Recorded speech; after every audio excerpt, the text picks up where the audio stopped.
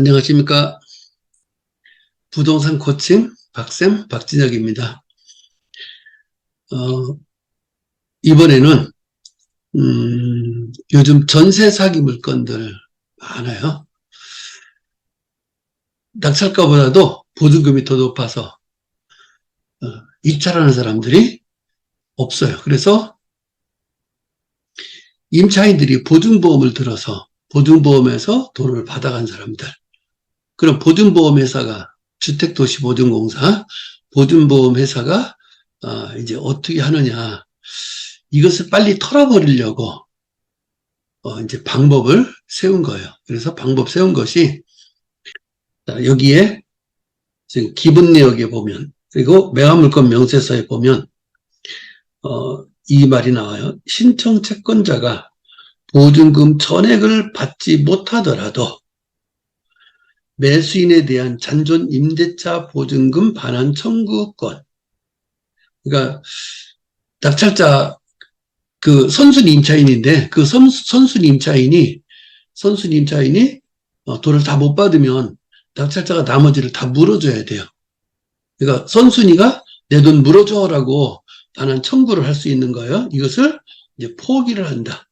그리고 임차권 등기가 말소하는데 동의를 해주겠다 하고 하는 내용을 법원에다가 제출을 했어요. 2023년 6월 13일자로. 2023년 6월 13일에요. 그러면 이제 6월 13일 날 제출을 했더니 2023년 6월 13일 날 제출했더니 요번에 낙찰된 것이 요번에 낙찰이 됐는데, 6월 13일이니까 여기 변경할 때 이제 아마 그 전에 지난번에 여기서 70% 유찰이 돼가지고 변경을 했어요. 변경을 해서 다시 또 이제 나온 거예요. 자, 요런 것들 이제 여기에 이 사람들이 왜 포기를 하느냐 하는 내용을 한번 살펴보자고요. 자, 말소 기준 권리는 압류가 돼요. 2017년 11월 23일 날짜가 말소 기준 권리가 됩니다. 말소 기준 권리. 그러면 이제 임차인이 문제야. 여기 김정관이라는 사람은 아무 의미가 없어요. 2017년도보다 늦게 전입한 사람이기 때문에. 근데 이제 뭐가 문제냐면 여기 임차권이 문제예요. 임차권. 임차권은 주택 임차권을 이야기를 해요. 주택 임차권도 있고 그냥 임차권도 있어요.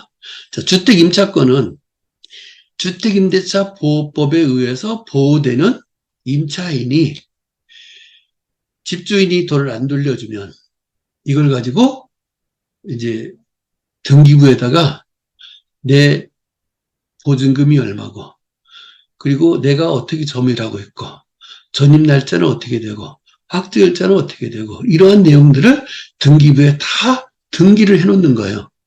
자, 등기가 된 상태에서는 주민등록을 다른 데로 옮겨도 된다. 그래서 여기 임차권 등기는 고 누구가 지금 임차권 등기를 해놨는데 전입세대 열람을 하니까 김 누구가 지금 전입신고가 돼 있어요.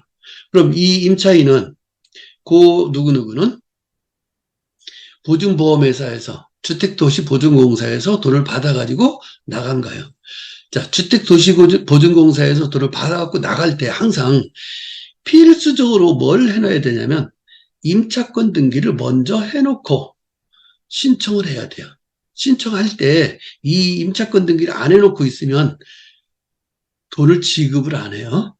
그래서 임차권 등기가 돼 있는 상태에서 이제 보증보험에서 돈을 받아갖고 나갔다. 나가면서 주민등록도 다른 데로 다 옮겼어요. 그렇지만은 주민등록이 없다 하더라도, 주민등록을 다른 곳으로 옮겼다 하더라도 등기부에 주택임차권에서 전입날짜가 언제고 확정일자가 언제다라고 이렇게 다 표기를 해놓습니다. 그러면 이 임차인은 이 여기에 나와 있는 전입날짜와 확정일자, 이게 중요한 거예요. 자, 전입날짜가 언제냐면 2017년에 여기 2017년 똑같죠. 그런데 얘는 7월 달이고 7월 20일이고 그러면 대항력이 2017년 7월 21일 0시에 생기는 거예요. 대항력은. 그러면 대항력이 2017년 11월 23일 말소 기준권료보다 더 빠르기 때문에 이 임차권은 선순위 임차이네요. 임차권, 임차인 똑같은 말로 사용하면 돼요. 선순위 임차인이에요. 선순위 임차인은 낙찰자가 다 물어줘야 돼요. 2억을 물어줘야 된다. 지금 임차권 등기가 2억이 지금 돼 있어요.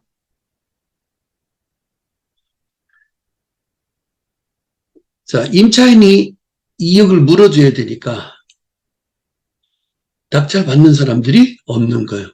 근데 지금 보증보험회사에서 얼마를 청구를 했냐면 2억 5,900만 원을 청구를 했어요. 2억 5,900만 원.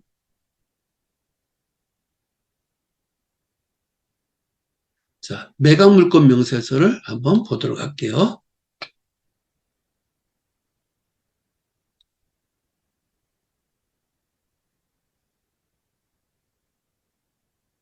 자, 매각물권 명세서에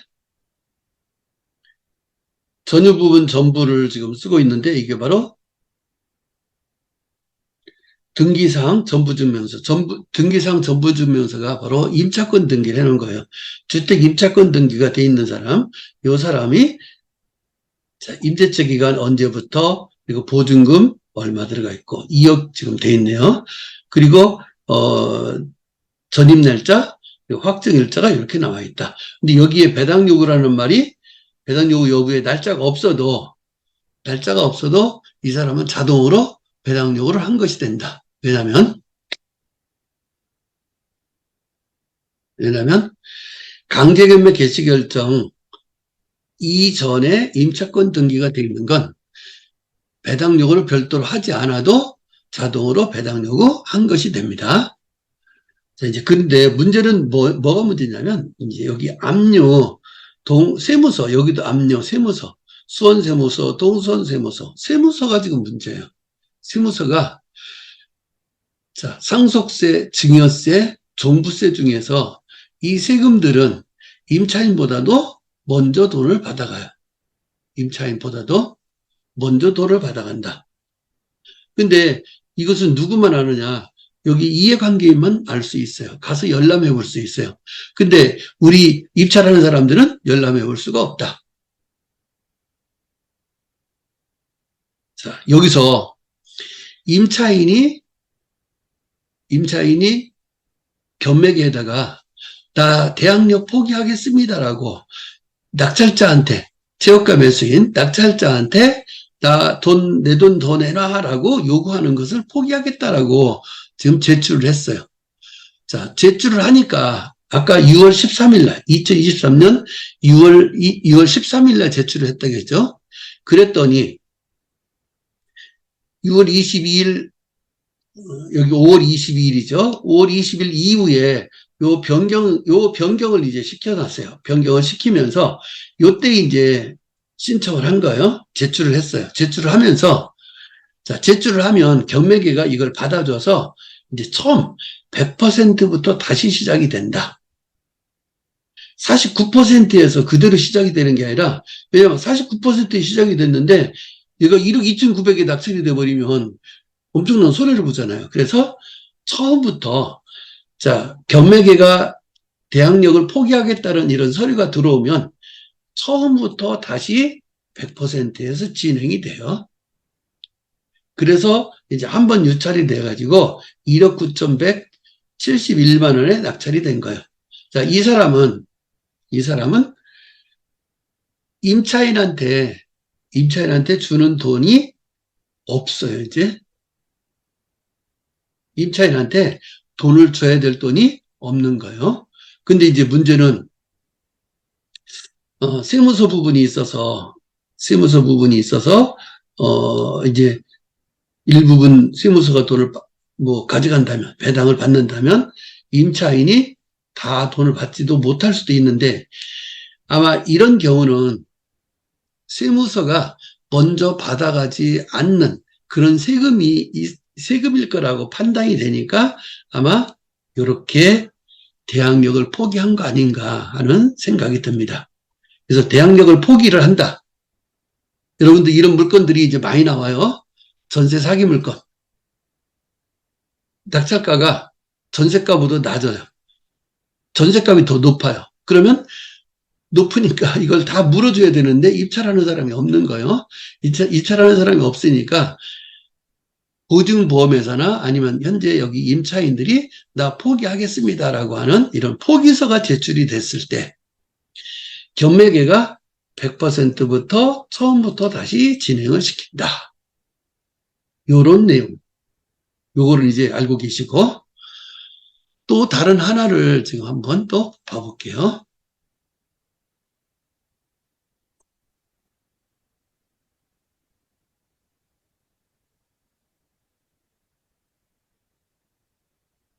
남부지방법원의 2020 100977 요 물건을 한번 봐볼게요.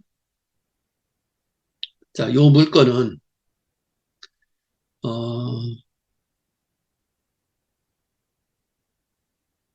여기 이제 매각물건 명세서에 한번 보자고요. 2019년 11월 19일자 접수된 임차권 등기는 보증금이 전액 변제되지 않으면 말소되지 아니한다라고 매각물건 명세서에 이렇게 써놨어요. 매각물건 명세서에. 자, 그런데 여기도 마찬가지로 임차인이 임차권 등기를 해놓고 본인이 다시 경매 신청을 했어요. 근데 얼마냐면 2억 3,500이에요. 자, 2억 3,500이면 집값하고 지금 거의 비슷해요. 그래서 가격이 이렇게 쭉 내려왔다. 그래서 여기에 7%까지 내려왔을 때 2,100만 원에 누구의 낙찰을 받았어요. 근데 이 사람이 돈 미납을 했어요. 돈 안 냈어요. 그랬다가 더 이제 내려와서 2022년 11월 23일 날 작년 11월 23일이네요. 2022년 11월 23일 날 1억 7,500에 낙찰이 됐다. 그래서 이제 돈을 납부를 했어요.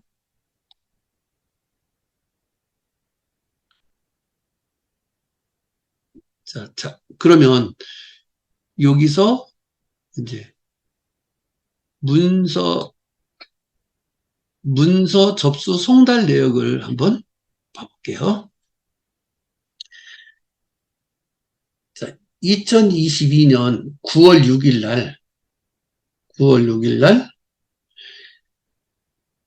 임차권 등기 말소 동의 및 대항력 포기 신고서 제출 요구를 하면서 매각물건 명세서에다가 대항력 포기 문구 기재를 좀 해주세요라고 요청서를 제출했어요. 언제냐면 2022년 9월 6일에요. 9월 6일. 그런데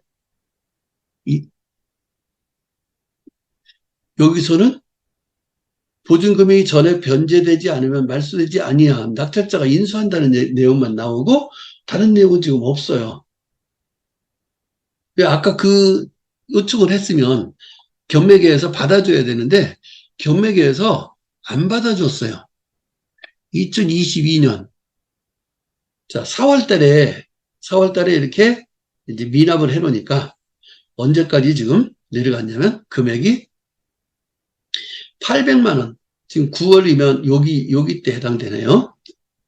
여기 때 9월 6일 날 이걸 제출을 했는데 그대로 똑같이 안 바뀌어지고 100%로 다시 올라가야 되는데 100%로 안 올라갔어요.